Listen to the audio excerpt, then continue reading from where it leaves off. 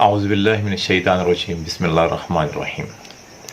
اللہم صلی علی محمد وعلی آل محمد کما صلیت علی ابراہیم وعلی آل ابراہیم انک حمید مجید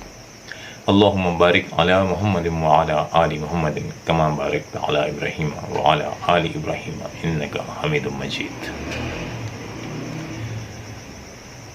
السلام علیکم ورحمۃ اللہ وبرکاتہ۔ سلسلہ احادیث صحیحہ میں آج ہم دیکھیں گے صحیح بخاری کی ایک حدیث جس کا انٹرنیشنل نمبر 5027 ہے، اور یہ حضرت عثمان بن عفان رضی اللہ تعالی عنہ سے روایت کی گئی ہے۔ حضرت عثمان بن عفان رضی اللہ تعالی عنہ فرماتے ہیں کہ آپ صلی اللہ علیہ وآلہ وسلم نے فرمایا، خیرکم من تعلم القرآن وعلمہ، تم میں سے بہترین شخص وہ ہے جو قرآن پاک سیکھے اور اس کو سکھائے۔ قرآن پاک کو سیکھنا اس قدر ضروری کیوں ہے کہ جس کو سیکھنے اور سکھانے والے کو بہترین امتی قرار دیا گیا ہے۔ قرآن پاک بنیادی طور پر ہماری گائیڈ لائن ہے، ہمارا زندگی گزارنے کا طریقہ ہے، ہمارے ہر پل کی، ہمارے ہر قدم کی رہنمائی ہے، اور اس کا علم حاصل کیے بغیر، اس کو سیکھے بغیر اگر ہم چلتے ہیں تو ہمارے گمراہ ہونے کے، ہمارے غلط راستے پر چلے جانے کے چانسز بہت زیادہ بڑھ جاتے ہیں۔ بدقسمتی سے ہم لوگ قرآن پاک سے آہستہ آہستہ دور ہوتے چلے گئے اور ہوتے ہی چلے گئے، اور آج وقت وہ آ گیا ہے کہ ہم میں سے بہت کم لوگ ہیں جو قرآن پاک کو سمجھتے ہیں۔ قرآن پاک پڑھنا اور قرآن پاک کو سمجھنا دو الگ چیزیں ہیں۔ اگر ہم صرف ان لوگوں کو لے لیں جو قرآن پاک کو پڑھتے ہیں، تو ہم اپنے ارد گرد، اپنے دوستوں میں، اپنے محلے داروں میں، اپنے رشتہ داروں میں اگر ایک سروے کنڈکٹ کریں تو ہمیں اندازہ ہوگا کہ ہم میں سے بہت سے لوگ، ایک بہت بڑی تعداد ایسی ہے جو قرآن پاک کو ناظرہ پڑھنا جانتی ہے لیکن پڑھتی نہیں ہے۔ قرآن پاک کو کھولے ہوئے کئی ہفتے، مہینے، بلکہ سالوں تک بھی گزر جاتے ہیں اور ہمیں اس کا خیال بھی نہیں آتا۔ اور اگر ہم ان تمام لوگوں کو لے لیں جو کہ قرآن پاک باقاعدگی سے پڑھتے ہیں، تو وہ غالباً، جہاں تک میں نے اپنا اندازہ لگایا ہے اپنے دوستوں میں، اپنے رشتہ داروں میں، اپنے محلے داروں میں، تو وہ مجھے 10% سے زیادہ لوگ نہیں ملے جو باقاعدگی سے روزانہ قرآن پاک کی تلاوت کرتے ہیں۔ اور جو لوگ قرآن پاک کی تلاوت کرتے ہیں، ان میں سے اگر آپ وہ پرسنٹیج نکالنا چاہیں جو اس کو ترجمے کے ساتھ پڑھتے ہیں، تو وہ تو غالباً اس سے اگر ہم کم کرتے ہیں تو 10% سے میرا خیال ہے کہ وہ 1% ہی شاید لوگ رہ جاتے ہیں جو اس کو روزانہ ترجمے کے ساتھ پڑھتے ہیں۔ اور ترجمے کے ساتھ پڑھنے والوں میں بھی جب ہم اس کو مزید ڈیپتھ میں جائیں تو اندازہ یہ ہوتا ہے کہ ترجمے کے ساتھ پڑھنے والوں میں بہت سارے ایسے لوگ ہیں جو صرف پڑھ کر گزر جاتے ہیں اور اس کو سمجھتے نہیں ہیں کہ ہم نے کیا پڑھا اور کیوں پڑھا اور ہمیں اس کے اوپر کس طرح سے عمل کرنا ہے، یا یہ جو اس میں بتایا گیا ہے اس کا ہماری زندگی پر کیا اثر ہونا چاہیے۔ جبکہ اللہ تبارک و تعالیٰ فرماتے ہیں قرآن پاک میں، وَلَقَدْ يَسَّرْنَا الْقُرْآنَ لِلذِّكْرِ فَهَلْ مِن مُدَّكِرٍ، اور ہم نے اس قرآن کو نصیحت کے لیے، سمجھنے کے لیے آسان کر دیا ہے، تو کوئی ہے جو اس سے نصیحت حاصل کرے۔ قرآن پاک کو پڑھنا ہمارے موجودہ دور میں زیادہ تر لوگ جو آج کل ہم پڑھ رہے ہیں وہ صرف ایسا ہی ہے کہ اس کو صرف ثواب کی خاطر پڑھ لیا، یا اگر ہماری ایک روٹین بن چکی ہے تو اس کو ہم نے ایک روٹین کی خاطر پڑھ لیا کہ چلیں جی آج کا ہمارا یہ کام پورا ہو گیا کہ ہم نے اس قرآن پاک کو پڑھ لیا ہے۔ لیکن پرابلم یہ ہے کہ ہم نے یہ نہیں سمجھنے کی کوشش کرتے کہ اس قرآن پاک کو ہم کیوں پڑھ رہے ہیں، یہ کتاب ہمیں کیوں دی گئی ہے۔ اس کتاب میں ہمارے لیے کیا کہا گیا ہے، اور یہی وجہ ہے کہ ہم لوگ قرآن پاک سے دور بھی ہوتے چلے جا رہے ہیں، اور قرآن پاک کے وہ فوائد، وہ ثمرات جو ہمیں ملنے چاہیے وہ ہم تک نہیں پہنچ پا رہے ہیں۔ یہ کتاب جو ہمارے ہی لیے اتاری گئی ہے، ہمارے لیے ہدایت ہے، اس میں ایک گائیڈ لائن ہے۔ یہ وہ کتاب ہے جس کے بارے میں کہا گیا ہے کہ یہ ظلمت سے نکال کر نور کی طرف لے کر آتی ہے، اندھیروں سے نکال کر روشنی کی طرف لے کر آتی ہے۔ اب صرف پڑھ لینے سے، اس کی تلاوت کر لینے سے ہمیں یقیناً ثواب تو ملتا ہے، اور ہماری نیکی بھی گنی جاتی ہے، اور یہ یقیناً قیامت کے روز ہمارے کام بھی آئے گی۔ لیکن جب اللہ تبارک و تعالی پوچھیں گے کہ جب میں نے تم کو اس کتاب میں یہ اور یہ کام کرنے کے لیے کہا تھا اور ان کاموں سے رکنے کے لیے کہا تھا، تو ہمارا کیا جواب ہوگا؟ کہ جی ہم نے اس کو پڑھا تھا، ہم نے اس کو روز پڑھا تھا، باقاعدگی سے اس کو پڑھا تھا۔ ہاں، اس میں اب وہ ہمیں کیا کہا گیا تھا وہ تو ہمیں پتہ ہی نہیں لگا، وہ تو ہمیں سمجھ ہی نہیں آئی۔ ہاں، ہمیں یہ ضرور پتا تھا کہ جی نماز پڑھنی ہے، روزہ رکھنا ہے، زکوٰۃ دینی ہے، حج کرنا ہے، بنیادی ارکان کا ہمیں بتایا گیا تھا، نماز جنازہ پڑھنا ہے اس کا ہمیں بتایا گیا تھا، وہ ہم لوگ باقاعدگی سے کرتے رہے ہیں۔ لیکن اس کتاب میں اور کیا لکھا ہے، اور ہمارے لیے اس کے اندر کیا ہدایت ہے، ہمیں کیا بتایا گیا ہے، وہ تو ہم نے کبھی جاننے کی کوشش ہی نہ کی۔ ہاں، اگر ہم یہ سمجھ لیں اور اسی چیز کو مان کر ہم چلتے رہیں کہ جی ایک کتاب ہدایت ہے اور ہم نے اس کو پڑھ لیا اور اس سے ہمیں ثواب بھی مل گیا اور اس سے ہمیں شفا بھی مل گئی اور وہ ہمارے سارے فرائض پورے ہو گئے، تو ایسا نہیں ہے۔ کیونکہ قرآن پاک کو صرف پڑھ لینے سے ہی ہدایت نہیں مل جائے گی۔ اگر ہم ایسا سمجھتے ہیں تو شاید یہ ہماری خام خیالی ہے۔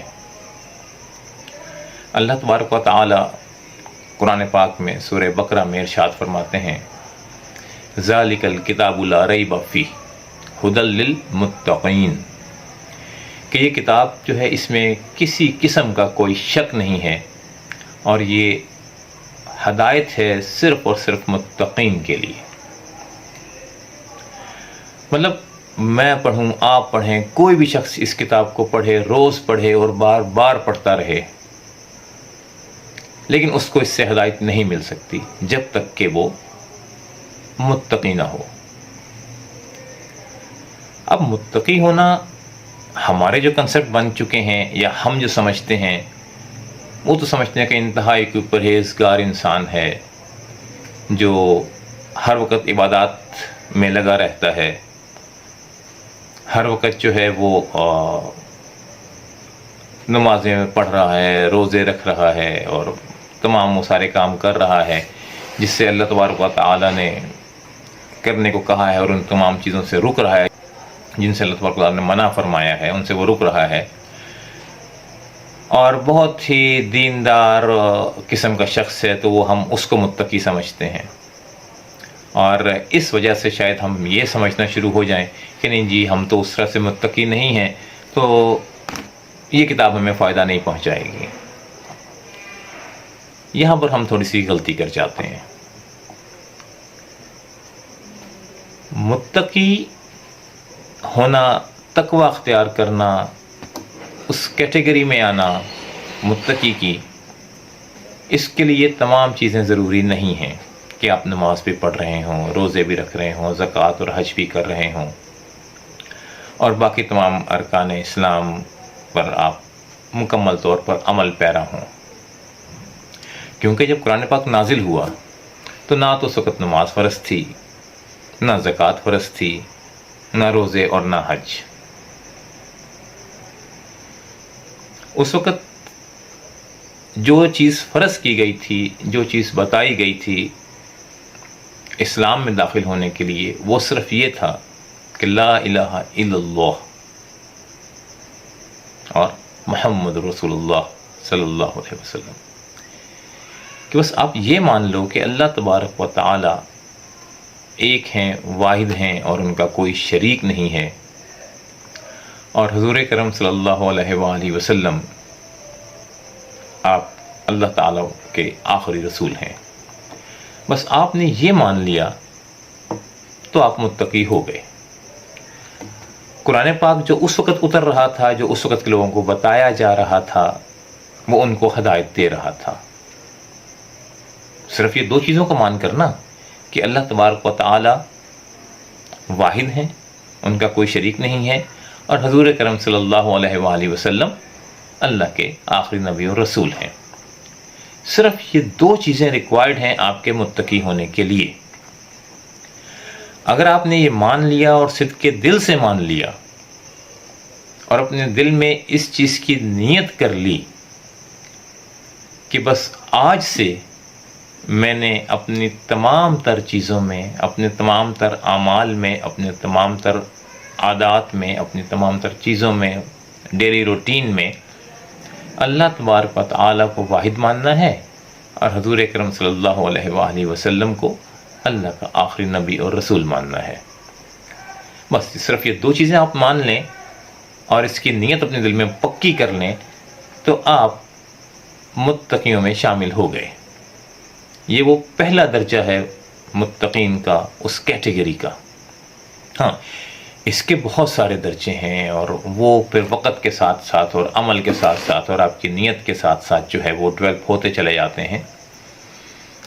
لیکن اس میں شامل ہونے کے لیے، ان لوگوں میں شامل ہونے کے لیے، قرآن پاک سے ہدایت لینے کے لیے صرف یہ دو چیزیں ہی کافی ہیں۔ جب آپ ان دو چیزوں کو مان لیں گے اور قرآن پاک کو پڑھنا شروع کر دیں گے تو آپ کو یقیناً اس سے ہدایت ملے گی، اور جیسے جیسے آپ کو ہدایت ملتی چلی جائے گی آپ کی زندگی میں سدھار آتا چلا جائے گا۔ آپ آہستہ آہستہ اپنے اندر تبدیلیاں دیکھیں گے کہ آپ خود بخود کس طریقے سے راغب ہوتے جا رہے ہیں دین اسلام کی طرف، اور اس کے وہ تمام تر احکامات کو خود بخود آپ ماننا شروع ہو جائیں گے۔ آپ کے اندر سے، آپ کے دل سے آواز نکلے گی کہ ہمیں یہ ماننا ہے، کیونکہ آپ کو ہدایت ملنا شروع ہو جائے گی۔ آپ اس صراط مستقیم پر، آپ سیدھے راستے پر آ جائیں گے جو کہ سیدھا اللہ تبارک و تعالیٰ کی طرف ہمیں لے کر جاتا ہے۔ تو آج کے لیے اتنا ہی کافی ہے۔ انشاءاللہ پھر ملاقات ہوتی ہے اگلی حدیث کے ساتھ۔ اور ہاں، میں آپ کو بتا دوں، ہم قرآن پاک کو سیکھنے کے لیے، اس کو سمجھنے کے لیے اور اس سے ہدایت حاصل کرنے کے لیے اور اس کا ادراک حاصل کرنے کے لیے ایک سلسلہ شروع کر رہے ہیں قرآن پاک کو ترجمے کے ساتھ پڑھنے کا اور اس کو سیکھنے کا، کہ قرآن پاک کو ہم کس طرح سے پڑھیں کہ یہ ہمیں ہدایت بھی دے، اور ساتھ میں عربی زبان کو کچھ اس طریقے سے ہم لوگ پڑھ لیں، قرآنک عربک کو، بیسکلی جو قرآن پاک میں عربی استعمال ہوئی ہے